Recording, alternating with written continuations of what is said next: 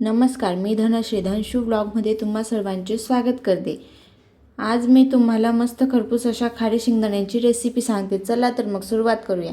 इथे मी पाणी घेतलेलं आहे, त्याच्यात मीठ घेतले। मीठ हे जास्त प्रमाणातच घ्यायचं आणि इथे शेंगदाणे घेतले वाटीभर। पाण्याला उकळी यायला लागली की त्याच्यात ते शेंगदाणे सोडून द्यायचे। मीठ थोडं जास्तच घ्यायचं, मिठामुळे छान चव लागते आणि शेंगदाणेही छान लागतात, खारे वगैरे लागतात।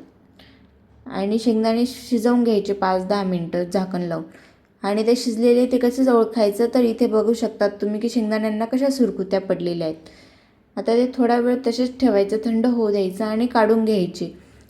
आणि त्याच्यातलं पूर्ण पाणी निथळण्यासाठी असं कॉटनच्या एखाद्या कपड्यावरती पूर्ण पसरवून घ्यायचे।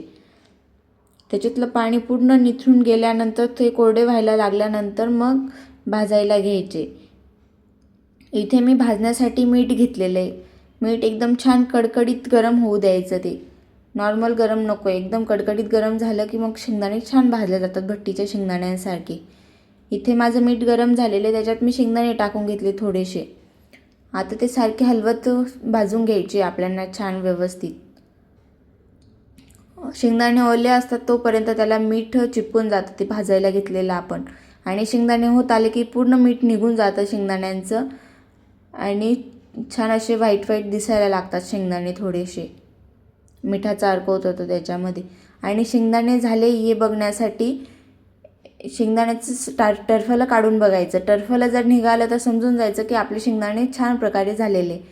मग एखाद्या गाळणीच्या सहाय्याने त्याचं मीठ पूर्ण गाळून घ्यायचं आणि शेंगदाणे आणि मीठ असं वेगवेगळं करून घ्यायचं, म्हणजे शेंगदाण्यांना मीठ लागलेलं राहत नाही आणि शेंगदाणे छान होतात। इथे मी दुसरीही बॅच टाकून घेतली शेंगदाण्यांची आणि ती पण छान असे मस्त खरपूस करून घ्यायचे। असं करत करत सर्व शेंगदाणे भाजून घ्यायचे। तुम्ही बघू शकतात की शेंगदाणे किती छान झालेले, एकदम मस्त बनलेले।